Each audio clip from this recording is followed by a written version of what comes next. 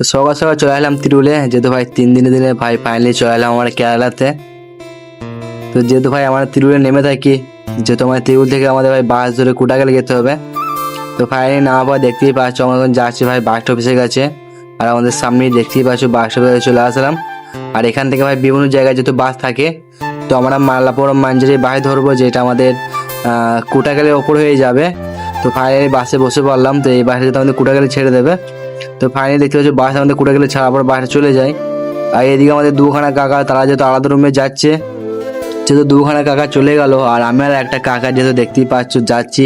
যেহেতু একটা বিল্ডিং থাকি, বাট পাশাপাশি রুম নাই, একটু সরে গিয়ে রুম, একটু দূরত্বে রুম আছে। আর আমাদের রুমে যাওয়ার লেগে প্রথমে একটা দেখতে পাচ্ছ ছোট একটা হাইওয়ে পার করতে হবে। আর হাইওয়ে পার করে কিছুক্ষণ হাঁটতে হবে, মিনিমাম 10-15 মিনিট। তারপর ছোট্ট একটা হাওড়া ব্রিজ পার হতে হবে। আর হাওড়া ব্রিজ পার হয়ে সামনে আমাদের বিল্ডিং দেখতেই পাচ্ছ।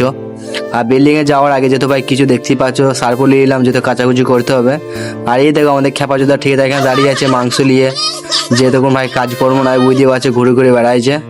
আর আমাদের দেখতেই পাচ্ছ বিল্ডিং এর নিচে ফল মার্কেট আছে, যেহেতু এখানে ফল সবজি সবকিছু পাওয়া যায়।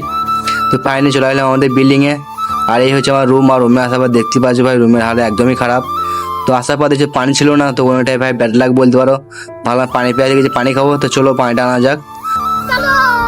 আর পানিটা আনা গেছে, তো রুমটা ভাই ছাপ করতে হতো, দেখতেই পাচ্ছ রুমের নিচে নোংরা ছিল। তো ছাপ করে নিলাম। আর ছাপ করার পর ফাইনালি আমরা বেরিয়ে পড়লাম পানি আনার জন্য। আর এই পানির জন্য যে বন্ধুরা কি বলবো ভাই, যে মানে রুমে যে কতবার যে ঝামেলা হয়েছে। আর আজকে দেখতেই পাচ্ছ পানি নিতে চলে আসলাম একা একাই। তো ভাই এখানে যেহেতু ভাই বাড়ির লোক নাই যে পানি তোমাকে এনে খাওয়াবে, যা করতে ভাই নিজেকেই করতে হবে। নিজের পরিবারের জন্য ভাই ছেলেদের যে কত কষ্ট করতে হয় ভাই, সেটা একমাত্র ছেলেরাই জানে। তো যেহেতু ভাই কাজে কোনো শেষ নাই, যেহেতু ভাই প্যান জামা কাচতে হবে বুঝতেই পারছো। আর কাচাকুচি হয়ে যাওয়ার পর বুঝতে পারছো রান্না করতে হবে ভাই, এই একটা জ্বালা।